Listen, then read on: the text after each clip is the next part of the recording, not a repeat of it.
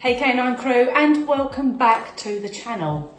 So I had a message request yesterday, and it's not dog related, it's actually cat related, which is absolutely fine because I have years of experience with cats, and I've had lots of cats myself. I've currently got 4. But I was asked, a question I'm not normally asked is, what do I feed my cats? And I'm not going to put her name out there just in case she doesn't want me to. But I very much welcomed the comment, the message.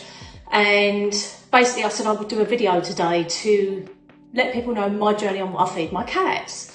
So I firstly want to say that I am not a vet. I'm not a qualified nutritionist. All it is, I'm sharing my journey, of my holistic journey of what I feed my animals, and that is it. So I have my cats and dogs, both on raw, okay? Now, you can say your comments in the comments below to tell me what you feed your cats and dogs, but I do raw. I give my dogs raw tripe and raw chicken, but I'm not going to go so much into the dog side of things. I can do a whole new video for that, but I want to really focus on the cats. So the cats, I get raw beef mince, and I actually get it from the same supplier, TPMS, that do the dog food. And if you get the ones with no bone in, if you've got an older cat, so this young lady has got an older cat of 14, and she was concerned after many vet visits. And I always say, if your animal is sick or poorly, get the advice of a vet, a professional. But I say this is my holistic journey. I have an older cat who's 12, and he went through a period of being sick a lot.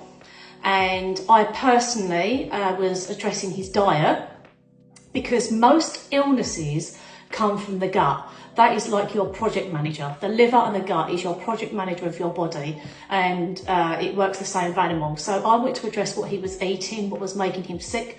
Because like us, when we get older, we don't tolerate a lot of foods the same as we used to. So I was thinking, okay, what am I giving him? And I admit, at the time, I was giving him, obviously he's 13 now, but a couple of years back, I was giving him, shout at the screen, I was giving him Purina, the little nice fancy gold tins, and all of a sudden he was being sick a lot, not just fur balls, but he was being sick, quite a bit of bile. So, and at this point I was going on my holistic journey for myself, and, looking up different remedies and herbs and so on and so forth. And so I started looking into the diet of animals as well. And so I changed his diet to raw, and I kept him on raw beef. I avoided all biscuits and kibble because they can be really high in sugar and really high in salt. And also I avoided treats with chicken in, because more times than not, it's quite common that dogs and cats can get a chicken allergy all of a sudden. It's so common. So, and if you look in anything, there's always chicken flavourings in everything. So I avoided that.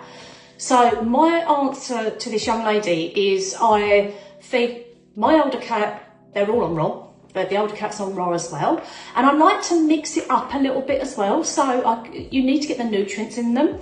So I use organic Scottish salmon oil, because it's got DHA in and EPA in, which is a really important ingredient for cats and dogs. So you basically want to get the other vitamins in them. You can also look up zinc and the doses of what you could feed your cat with zinc if they need it. You don't need to overcomplicate the vitamins too much, Cats are very hardy animals. They're used to surviving on the streets, as are dogs. So as long as you get in, fairly good enough vitamins down them. I like to vary their treats. So if I treat them, a really good food source of that they absolutely love, guys, you need to try this with your cats, is pork, right? They go wild for pork, and pork is so super cheap. I like to get pork fillet because it's a bit softer, especially for the older cat, if they haven't got many teeth. So pork fillet, you can literally get quite a nice chunk for like £3.50. I mean, that's insane. If you've got one cat, that's going to go a long way for a long time. So I give pork treats, I give a little bit of fish treats now and again, I give a bit of tuna, now and again, and I give these 2 or 3 times a week as a little treat, just so it's that little little extra with the little extra nutrients in it. So that's what I do with food wise. Also, you really need to look in what are you putting on your animals. I don't use pipettes for fleas, and I don't use wormer because I find them extremely toxic. That's just my personal opinion. I use coconut oil for fleas on my cats, and I use food grade diatomaceous earth as a wormer in their food for my cats also. Now, you can go away and go and research that yourself. I highly advise that. Don't listen to me, don't listen to what I'm saying. I'm just talking about what I do for my animals, because I find that not only did it scar the back of my cat's neck, the pipettes, but I found it made them extremely sick. And God only knows what that's doing and having an impact on their long-term health. So I'm mindful of that. And also, it's just my personal journey. I do not get my animals injected with absolutely anything.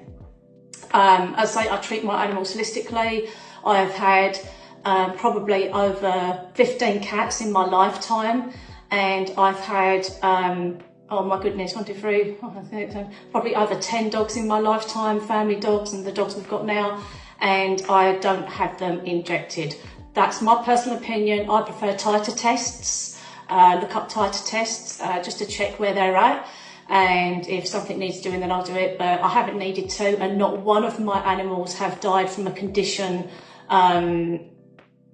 due to what they say if you don't have these certain vaccines, because for me, the research I've done shows that they can do more harm than good. That's just my personal opinion. Please let me know your comments. I say I don't know everything. I'm just going by my journey of what I do. But yeah, I would say to this young lady, please don't be worried too much about if your elderly cat is being sick and it's eating perfectly fine and it's exercising perfectly fine and its weight's perfectly fine. It might just need a little tweak and address of the diet.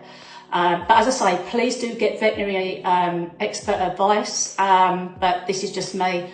My cat has been there sicking up bile, and I literally just addressed the gut issue, and he is literally all singing, all dancing. He's a 13-year-old cat, and he's like a young cat. He's absolutely amazing. Bit slower, of course, you know, because they get arthritis setting in.